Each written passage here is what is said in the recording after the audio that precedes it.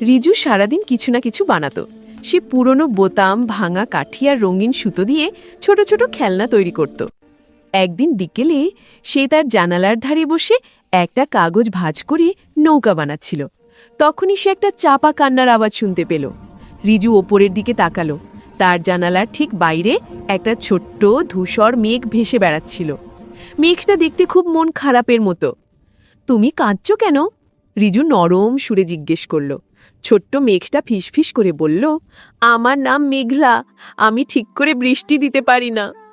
মেঘলা বলল, আমার পেট খালি, বড় মেঘেরা বলেছে আমাকে সমুদ্রে যেতে হবে, কিন্তু আমি একা অতটা রাস্তা জানি না। রিজু তার বানানো কাগজের নৌকাটি হাতে নিল।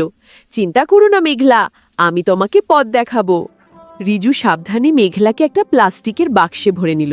মেঘলা নরমভাবে বাক্সের ভেতরে চুপটি করে রইল। তারা দুজন মিলে বেরিয়ে পড়ল। রিজু তার নৌকা আর মেঘলাকে নিয়ে হাঁটতে শুরু করল, মাঠ, নদী আর সবুজ বন পেরিয়ে। অনেকক্ষণ হাঁটার পর অবশেষে তারা সমুদ্রের তীরে পৌঁছল। সেখানে বিশাল ঢেউগুলো গর্জন করছে। মেঘলা আনন্দে কেঁপে উঠল। সে বাক্সের বাইরে বেরিয়ে বড় সমুদ্রের ওপর দিয়ে ভেসে চলল। সে এখন আবার জল ভরে একেবারে নতুন একটা মেঘ হয়ে যাবে।